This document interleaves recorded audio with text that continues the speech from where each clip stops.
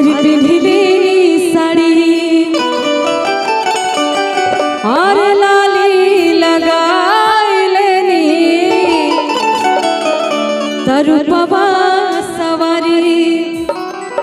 आई को होता पीछावा से चूक जाए। एगो मेहरारू अपना सैया जी से कहती है, मेहरारू अपना मर्द से ना कही तो केकरा से कही, पड़ोसी से ना कही कि एगो होता पीछावा से चूक राजा जी ए जी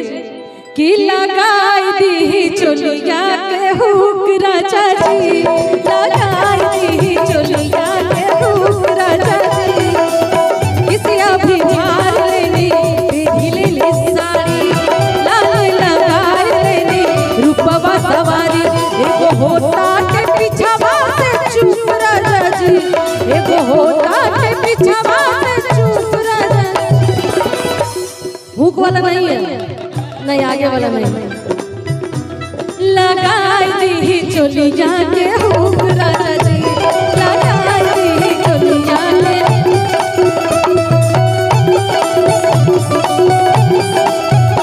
लूजर में रानी लूजर में लूजर में रानी लूजर में अब कुछ कहले तो लूजर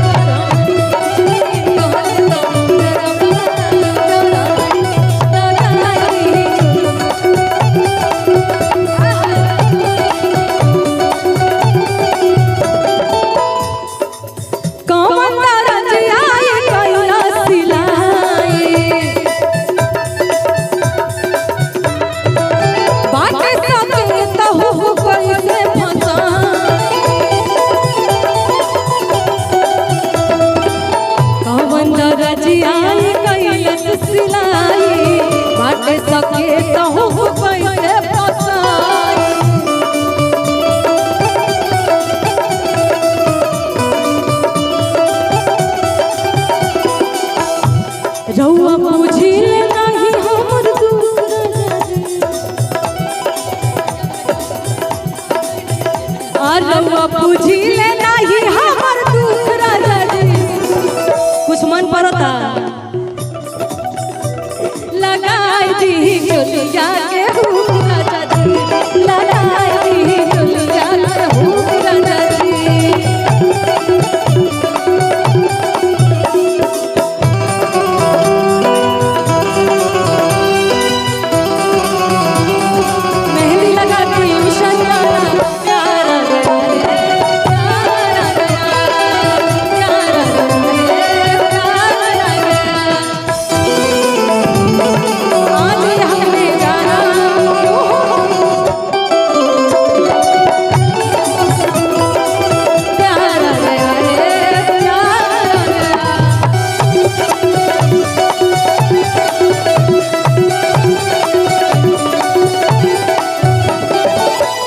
कली आगे के जी साइज बा छोटा का बड़ बाट सीना मम्मीला सलाटी नाही रउआ बिना वाह सब भुलवा दे तारा हमरे के साइज बा छोटा कर बड़ बाट सीना मम्मीला सलाटी नाही रउआ बिना दी हमारा के अतनो तो सुख राजा। अच्छा इसी एल्बम में एक और गाना था सकेत होता राजा जी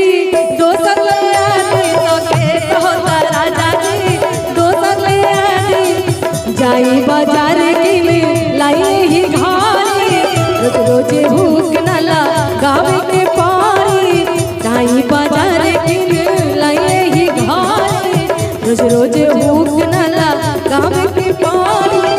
रोज के झमेला बता रहे हटा दी, रोज के झमेला बता रहे हटा दी, सकेत होता हाय हाय हाय सकेत होता राजा जी दोसर ले आनी, सकेत होता राजा जी दोसर ले आनी, सकेत होता राजा जी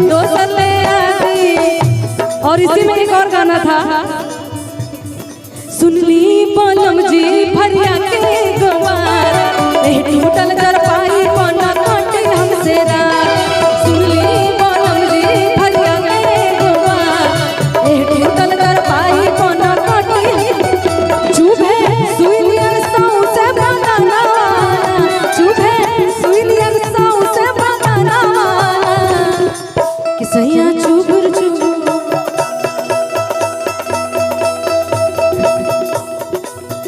सैया चुभुर चुभुर गड़े और जनाना रजऊ चुभुर चुभुर गड़े और जनाना रैया चुभुर चुभुर गड़े और जनाना हाय हाय दिलवा लव यू बोले दिदिया रे दिदिया रे पवन डोले दिदिया रे दिदिया रे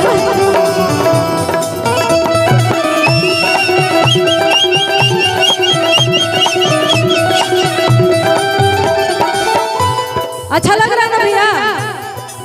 तो काहे अरुआल चोखा नियन मुंह बनैले बड़ा तनी मनी मुस्कुराते रहा कम से कम वो बुजुर्ग वाले काहे उनका पीछे पड़ल बड़ा अच्छा बुजुर्ग लेखन कम से कम ताली बजा के दिखाओ तो नहीं ना नु बजेबो मेन बैट्समैन तू ही बड़ा यही से कहनी है कि बुजुर्ग बड़ा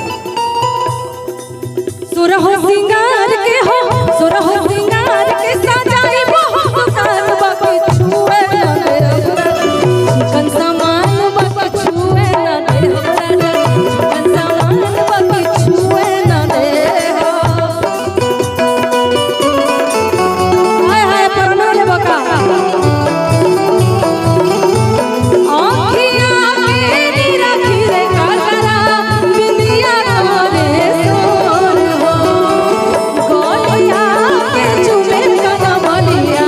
धकेला छतिया मोर हो गोलिया के चुमे कनमलिया धकेला छतिया मोर हो